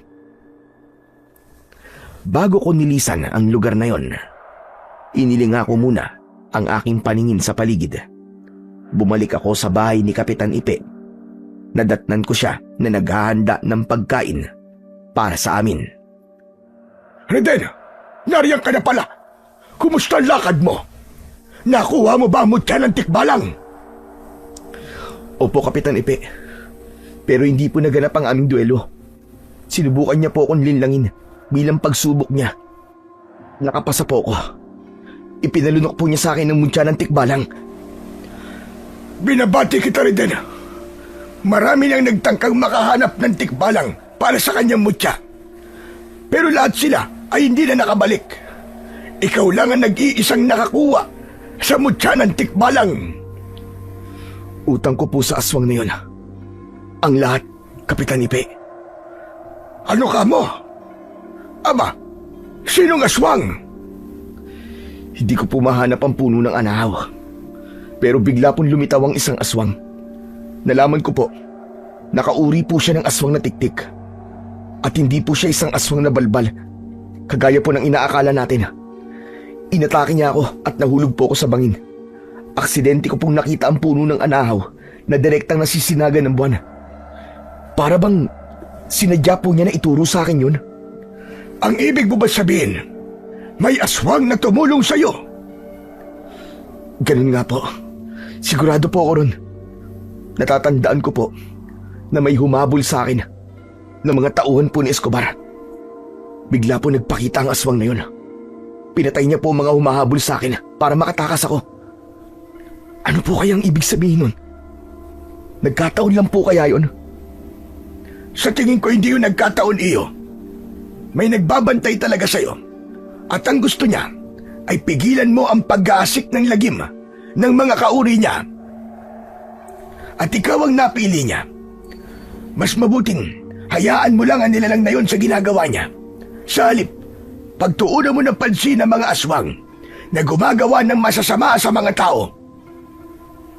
Bukod pa ho dun sa napansin ko, Kapitan Ipe, 2 nilalang po ang naninirahan sa baryo natin. Isang aswang na balbal at tiktik. Sigurado po ako ron. At sinabi rin po ng tikbalang sa akin. Napatitig sa aking muka si Kapitan Ipe at bumakas sa kanyang muka ang kanyang pagtataka. Kung gayon, alam mo na rin pala ang tungkol sa 2 aswang. Kailangan natin na mas lalo mag-ingat. Sa palagay ko, pareho lamang sila na umaatake sa mga tao. Isang malalim na buntong hininga ang aking pinakawalan nang mapagtanto ko na isang aswang na tiktik ang pinagkakautangan ko ng buhay. Nagtataka lamang ako dahil ako ang tinulungan ng aswang. Ang buong akala ko, lahat ng aswang ay masama. Maiba pala ako ng usapan. Mamayang umaga ay ililibing na ang kapatid mo. Kaya kung pupunta ka, mag-iingat ka at galingan mo sa pagtatago. Sige po, Kapitan Ipe. Hala, sige na, kumain ka na. Maaga akong aalis, kaya bahala ka na rito. Isang tango ang itinugon ko sa matandang kapitan. Saka kami kumain. Pagkatapos ay nagpaalam na si Kapitan Ipe. Pagsapit ng umaga ay agad akong naganda. Nagsuot ako ng balabal at sombrero. Mabilis kong nilisan ang lugar na yon at nagtungo ako sa sementeryo. Nagtago ako sa isang nicho. Malayo ako sa lugar na pinaglilibingan sa kapatid ko. Pagkalipas ng ilang oras, nakita ko ang mga taong nakipaglibing sa kapatid ko. Pumatak ang aking luha habang pinapanood sila. Sa pagtingin ko sa paligid, napansin ko ang van nina Escobar at George. Kaya agad akong nagtago at sumilip sa kanilang gawi. Pinagmamasdan nila ang nangyayari sa libing. Napakuyom ang aking kamao dahil sa labis na galit. Humanda kayo, mga demonyo kayo. Pagsisisihan niyo ang ginawa niyo sa akin. Maya-maya pa ay nakita ko ang kulay itim na kotse. Bumaba ang sakay nun at nakilala ko si Don Miguel. May dala siyang bulaklak. Lumapit siya sa aking ama. Iniabot niya ang bulaklak, ngunit itinapon yon ng aking ama. Nanginginig ako sa galit habang pinapanood sila. Huwag kang magkunwari na mabuti kang tao. Hindi ko kailangan ng pakikiramay mo, hayop ka. Dahil sa mga tauhan mo, namatay ang anak ko. Nagpaliwanag si Don Miguel. Wala raw itong kasalanan, kaya tanggapin na daw ni tatay ang nakasobre na abuloy para sa aking kapatid. Hindi ko kailangan ng pera na galing sa aming mahihirap. Hindi ko kailangan ng abuloy mo, Don Miguel. Itabi mo na lang yan para sa sarili mong kabaong. Galit na ipinagtulakan ni tatay si Don Miguel at ang mga tauhan nito. Inawat lamang ng aking ina si tatay. Kaya naman, dismayadong umalis ang mga ito sa puntod ng aking kapatid. Kitang-kita ko kung paano nagkatinginan sina Escobar at Don Miguel. Kasunod ng pagsilay ng nakakalokong ngiti nila sa labi. Maya-maya pa ay pinasibad nila ang kanilang sasakyan. Hinintay ko muna na umalis ang mga tao. Saka ako lumapit sa puntod ng aking kapatid. Patawarin mo ako, Ryan. Hindi kita nailigtas. Kung hindi nila binasag ang gamot mo, nakainom ka na sana ng gamot. Hindi ka sana namatay. Huwag kang mag-alala. Pagbabayaran nila ang ginawa nila sa'yo. maging ang pambubugbog nila sa akin. Pagkatapos kong bumisita sa buntod ng aking kapatid, ay agad akong nagtungo sa lugar na pinagdalhan sa akin ni na George at Escobar. Nalaman ko na pag-aari rin pala yon ni Don Miguel. Ang lugar na yon at ang bahay ay sadya nilang ipinagawa para sa mga taong pahihirapan nila. Matagal ako naghintay sa kanilang pagdating. Pagsapit ng gabi ay napabalikwas ako ng tayo nang marinig ko ang tawanan ng pangkat ni Escobar. Ganon din ang sigaw ng pagmamakaawa ng isang matandang lalaki. Pamilyar sa akin ang boses kaya bigla kong kinabahan. Muling umusbong ang galit ko at mahigpit kong hinawakan ang aking buntot pagi. Maingat akong lumapit sa bahay ni Escobar. Saka sinilip sila sa maliit na bintana. Nanlaki ang aking mga mata nang makita ko doon si Kapitan Ipe. Diyos ko, anong gagawin nila kay Kapitan Ipe? Nakagapos ang mga kamay ni Kapitan Ipe. Iniupo siya sa bangko. Bumundol ang kaba sa aking dibdib, lalo na nang makita kong sinuntok ni George sa muka ang matanda. Umamin ka na. Alam ko na alam mo kung nasaan si Reden. Hindi ba? Hindi ko alam mga pinagsasasabi nyo. Pinatay niyo siya. Patay na si Reden. Isang suntok ulit ang tumama sa dibdib ng matanda. Napaigik ito sa labis na sakit. Umamin ka na kasi. Wala ang katawan ni Reden sa bangin na pinaghulugan niya. At ikaw lang ang nakakaalam sa lugar na yon. Sigurado ko na ikaw ang nagligtas sa kanya. Kaya kung ayaw mo matulad sa kanya, magsalita ka na, tanda. Maya-maya pa ay biglang pumasok sa loob si Don Miguel. Nakangisi itong galit na galit kay Kapitan Ipe. May hawak itong sigarilyo. Hinitit niya yon, saka ibinuga sa mukha ng matanda. Pagkatapos ay pinaso niya sa leeg si Kapitan Ipe. Halos mabaliw ako sa labis na galit habang nakikita kong nahihirapan si Kapitan Ipe. Matigas talaga, Kapitan M, bossing. Ang hirap paaminin. Ngumisi si Don Miguel at sinabi na huwag mag-iiwan ng kalat. Bigla akong kinabahan. Alam ko kung ano ang ibig sabihin nun. Halos hindi na ako makahinga nang makita kong bumunot ng patalim si Escobar. Akma na sanang sasaksakin niya ang matanda sa likod nang biglang tumayo si Kapitan Ipe at nagwala. Nanlaki ang aking mga mata nang makita ang unti-unting pagbabago sa anyo ng matanda. Naging isang mabagsik na aswang na tiktik si Kapitan Ipe. Naputol niya ang tali na nakagapos sa kanyang kamay at mula sa harapan ni na Escobar at George. Inatake at pinatay niya si Don Miguel. Luray-luray ang katawan ng lalaki at hindi niya tinigilan ang katawan nito hanggang sa madurog pati ang buto. Hindi kagad nakagalaw ang dalawa dahil sa pagkabigla. Anak ng putsa! Aswang din siya kagaya natin! Kung ganon, ikaw palang pumatay sa mga tauhan ko, hayop ka! Walang hiya ka! Papatayin kitang matanda ka! Matagal na akong nagtitiis sa kasamaan ninyo. Kaya naman, panahon na para tapusin ang mga lahi ninyo. Uubusin ko ang mga kagaya ninyo. Hindi ako nakagalaw ng mga sandaling yon. Nagulat ako sa revelasyon sa pagkatao ni Kapitan Ipe. Maya-maya pa ay napaawang naman ang bibig ko nang makita kong unti-unting nagpapalit ng anyo sina Escobar at George. Pinunit nila ang kanilang damit at umusbong ang kanilang mga buto sa kanilang likod. Diyos ko, hindi ako maaaring magkamali. Mga aswang silang balbal.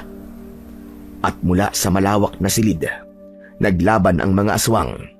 Dumating naman mula sa kakauyan ang mga alagad ni na Escobar at George.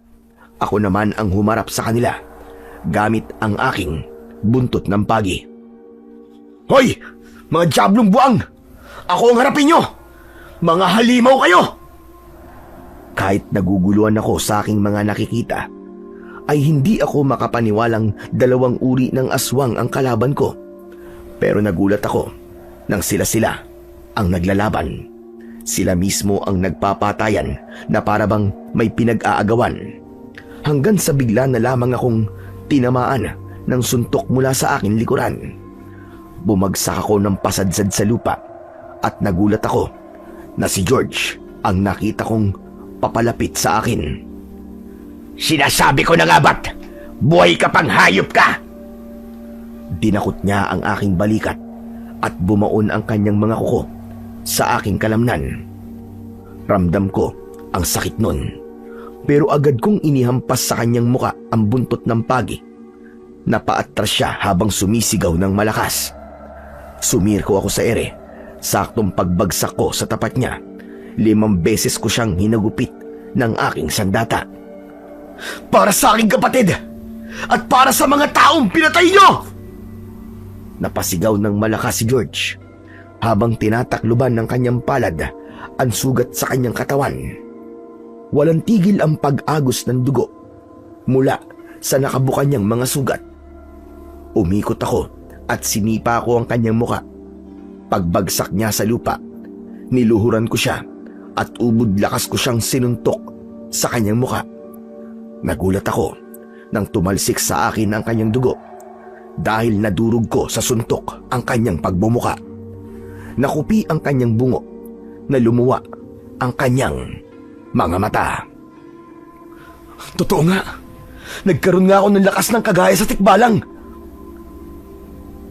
Tuluyan kong napatay si George at napasulyap ako sa nakabukas na pintuan ng bahay ni Escobar. Agad akong pumasok roon at nakita ko na duguan ang katawan ni Kapitan Ipe.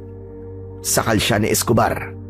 Kaya naman, agad ko silang nilapitan at malakas kong pinaghahampas ng buntot ng pagi si Escobar hanggang sa nabitiwan niya si Kapitan Ipe. Hayop ka! Bistado ko na kayo! Kaya naman pala asal halimaw ka dahil isa kang aswang na balbal. Ikaw ang kumukuha sa mga bangkay sa sementeryo. Magbabayad ka! Papatayin kitang diablong buwang ka! Buhay ka pa palang hayop ka. Ikaw ang papatayin ko. Sinasabi ko na nga ba't iniligtas ka ng matandang ito? Pwes, ngayon, hindi ka na makakaligtas. Mag-iingat ka rin din! Agad akong inatake ni Escobar. 2 suntok ang tumama sa aking panga, ngunit hindi ako natinag.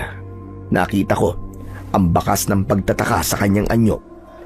Hindi ito makapaniwala na hindi ko ininda ang suntok niya. Anong nangyayari? Bakit hindi ka naaapekto ng suntok ko? Hindi na mahalaga kung bakit hindi ako naaapekto ng suntok mo. Nangangahulugan lang na mahina ka nila lang. Tapos ka na ba? Pwes, ako naman! Sumugod ako at inatake ko siya ng palo ng buntot ng pagi na tumama naman sa kanyang dibdib. Kasunod ng pagsipa ko na tumama sa kanyang sikmura. Bumalandra siya sa dingding pagkatapos ay muling bumangon at umatake sa akin ng suntok. Naiwasan ko yun at gumanti ako ng suntok sa kanyang leeg. Halos umangat ang kanyang paa sa saig sa malakas na pagtama ng aking kamao. Lumuwa ang mata ni Escobar nang sunod-sunod siyang tamaan ng aking malalakas na suntok sa kanyang muka. Tumayo si Kapitan Ipe at siya mismo ang tuluyang tumapos sa buhay ni Escobar, habang ang mga aswang na naglalaban sa labas ay muli kong binalikan. Kapitan Ipe, marami pong aswang sa labas. Anong gagawin ko? Sino pong uunahin kong labanan? Lahat sila ay kalaban rin din. Nag-aagawan lang sila sa'yo dahil alam nila na nararamdaman nila na nasa katawan mo ang mutya ng tikbalang. Kaya labanan mo silang lahat. Tumulong sa akin si Kapitan Ipe nang sumugod ako sa mga kalaban. Nakipagpambuno kami sa mga aswang. Walang tigil kaming nakipaglaban sa lahat ng mga nilalang na umatake sa amin. Bawat tamaan ng aking sandata ay agad silang bumabagsak sa lupa. Kasunod ng pagbayo ko ng suntok sa kanilang katawan hanggang sa madurog ko ang kanilang mga buto. Si Kapitan Ipi naman ay nakipaglaban sa mga kapwa niya aswang. Walang awa niyang niluray-luray ang katawan ng mga aswang. Pagkalipas lamang ng ilang sandali, naubos at natalo namin ang mga aswang na tiktik at balbal. Nanghihina na napaupo sa lupa si Kapitan Ipe. Kapitan Ipe, ano nangyayari po sa inyo? Masyado kong ginamit ang aking lakas nang makaharap ko si Escobar. Huwag mong hawakan ang katawan ko. Masasaktan ako dahil sa mutya na nasa loob ng katawan mo. Magpapalit muna ako ng anyo para pwede mo na akong maalalayang tumayo. Pinagmasdan ko ang pagpapalit ng anyo ni Kapitan Ipe. Hindi pa rin ako makapaniwala na ang matanda pala ang tumutulong sa akin para makaligtas. Paano mo nalaman na ako ito rin din? Na isa akong aswang? Kanina pa po ako rito, Kapitan Ipe. Dahil bala ko po sana na atakihin sina Escobar at George. Hanggang sa nakita ko po ang pagbabagong anyo ninyong tatlo. At nalaman ko na kayo po pala ang lihim na tumutulong sa akin. Patawarin mo ko rin din. Hindi ako masamang nilalang. Hindi ako kagaya nila. Matagal nang may alitan sa lugar na ito ang aswang na balbal at tiktik. Kaya naipit lamang ang mga taong nakatira sa baryo na ito. Ngayon na matatahimik na ang lugar na ito, ay hindi na ako mag-aalala. Pero, paano po kayo, Kapitan? Mananatili akong aswang rin din. Kahit kailan, ay hindi ako tumikim ng karne ng tao. Tsaka hindi ako aalis sa baryo na to. Kahit alam mo na ang tungkol sa aking pagkatao, mas gusto kong tumulong at manggamot. Bakit niyo po kami tinutulungan? Kapitan Ipe, para patunayan na hindi lahat ng aswang ay masama. Isa pa ginagawa ko ito para sa aking anak. Gusto kong patunayan sa kanya na kahit aswang ako, ay kaya kong maging mabuting nilalang. Na nagkamali siya sa paghusga sa akin. Ibig niyo sabihin may anak po kayo? Oo rin din. Anak ko si Denso. Hindi niya matanggap na aswang ako. Kaya nanatili akong ibang tao para sa kanya. Pero nang mailigtas kita sa kapahamakan, tinawag niya akong Itay. Isang pinakamasayang regalo na ibinigay niya sa akin. Diyos ko, bigla po akong kinilibutan sa mga ipinagtapat niyo po sa akin, Kapitan Ipe. Lolo Ipe ang itawag mo sa akin, Apo. At pagkatapos na matanggap ako ng iyong ama, sana marinig ko rin mula sa iyo ang pagtawag mo sa akin ng Lolo. Pinutol ko ang ibang sasabihin ni Kapitan Ipe na ngayon ay lolo ko pala. Agad ko siyang niyakap ng maigpit at nagpasalamat sa lahat ng ginawa niya para sa akin. Bakit hindi ko naman po tatanggapin ang isang mabuting tao na kagaya po ninyo, Lolo? Kung hindi po dahil sa inyo, baka nawala na rin po ako. Maraming salamat, Apo. Hala, sige na. Kailangan mo na nating umalis sa lugar na ito. Baka may makakita pa sa atin dito. Paano po ang katawan ng mga aswang?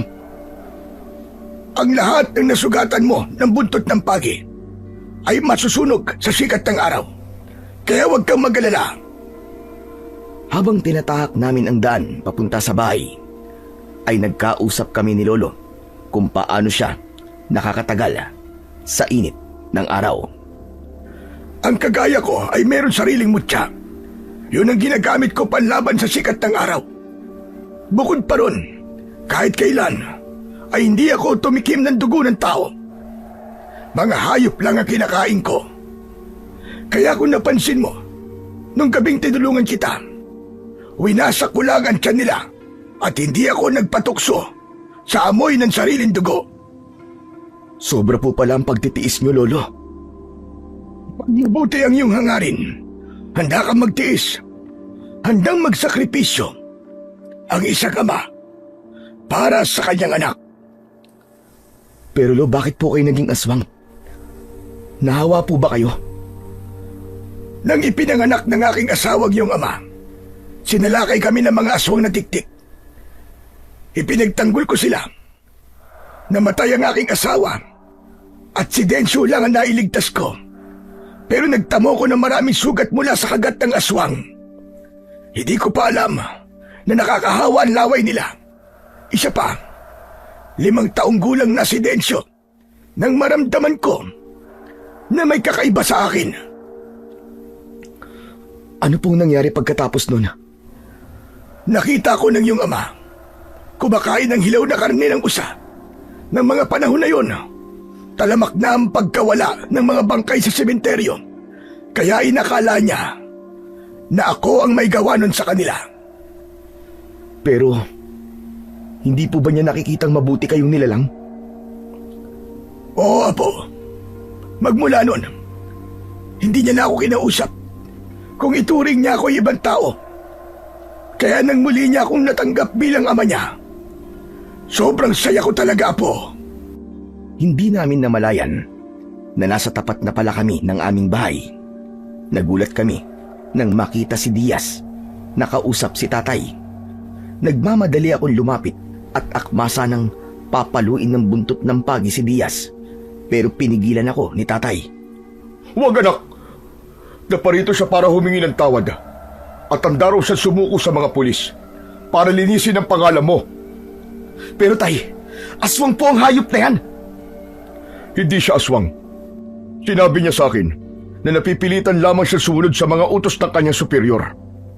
Tinatakot siya ni na Escobar at George. Naniniwala po ba kayo sa kanya? Muntik na nga akong mapatay niyan eh. Humingi na siya ng tawad, anak. Mamaya lang ay may pupunta ng mga pulis dito para dalhin si Diaz. Natuklasan kasi ni Lieutenant Franco ng Maynila ang anomalya ng kapulisan dito sa ating lugar. Kaya magmula sa Lunes, iba na mga pulis na magbabantay sa ating lahat. Bukod pa ron, itinuro ni Diaz kung saan nila dinadala ang katawan ng mga magsasaka. Kung ganun, sana nga, totoo ang paghingi mo ng tawad. Bukal sa puso niya ang paghingi ng tawad rin. Gusto raw niyang patahimikin na siya ng kanyang konsensya sa lahat ng nagawa niyang kasalanan. Pagkalipas ng ilang minuto, dumating na nga ang mga pulis at dinakip si Diaz. Inihatid namin siya hanggang sa labas ng aming bakuran. Nang makaalis na ang mga ito, ay nagpaalam na rin sa amin si Lolo Ipe. Kailangan ko nang umalis. May kailangan pa akong asikasuhin. Paano ho kayo nakaligtas na pagkakakuha sa inyo ni Escobar? Iniligtas ako ni Riden. Alam na rin yan tungkol sa akin. Sige na, aalis na ako. Bakit hindi niyo po muna kami samahang mag-almusal? Ipagdiwang po natin ang tagumpay ng inyong apo. Para akong nabunutan ng tinik sa dibdib nang makita ko ang pagkislap ng tuwa sa mga mata ni Lolo Ipe. Sabay luha ng matanda na agad naman na niyakap ng aking ama habang umiiyak na rin. Matagal silang nagkahiwalay at nagkapatawaran, kaya hindi ko na rin napigilan ang aking sarili at napayakap ako sa labis na tuwa. Magkasalo kaming kumain ng almusal. Magmula noon, bumalik na sa dating katahimikan ng aming baryo. Maging ang lupang pag-aari ni Don Miguel ay pinagkaloob sa amin ng gobyerno dahil sa matagal na kaming nagsasaka sa tubuhan nito. Yun ang pinaunlad namin na hanggang ngayon ay naging sentro ng kalakalan ng asukal. Matagal bago bumalik ang aking tiwala sa mga pulis, kaya hindi naging madali sa aking kalimutan ang lahat. Hanggang dito na lamang po ang aking kwento. Sana ay marami po kayong napulot na aral.